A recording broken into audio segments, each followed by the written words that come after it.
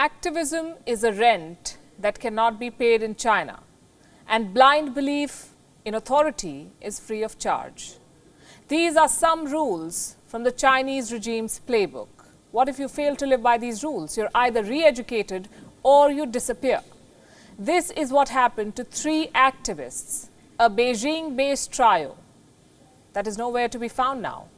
Their names are Kai Wai, a woman surnamed Tang, and Chen Mei.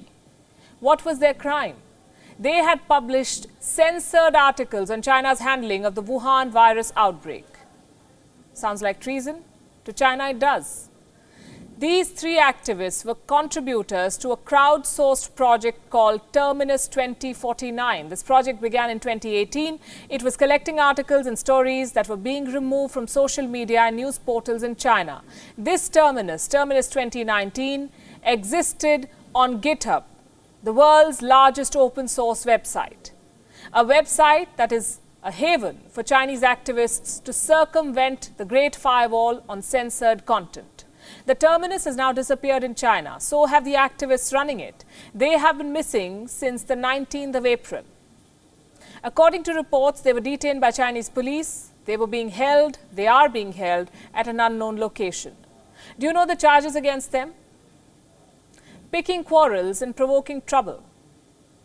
How were they provoking trouble, you may ask? By publishing stories about whistleblowers, stories about misdiagnosis of patients in China, stories about deaths of patients after discharge. The most well-known story was an interview with Ai Fen, the whistleblower doctor at Wuhan Central Hospital whom we reported about a few days back. Her interview was published in China's People magazine in the month of March. It was removed within hours. These activists found the interview, they republished it on this website. This is their crime. They were picking quarrels with the Chinese regime. Now, you may not agree with what I'm about to say, but trust me on this. There's a high probability that these activists will re-emerge in a few months. They will resurface, but with changed opinions, with a renewed love for China. I say this because it has happened before.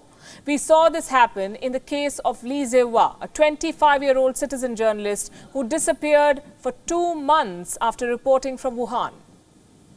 Li is now back, and he's singing praises of his captors. 3 more young citizens may be forced to do the same.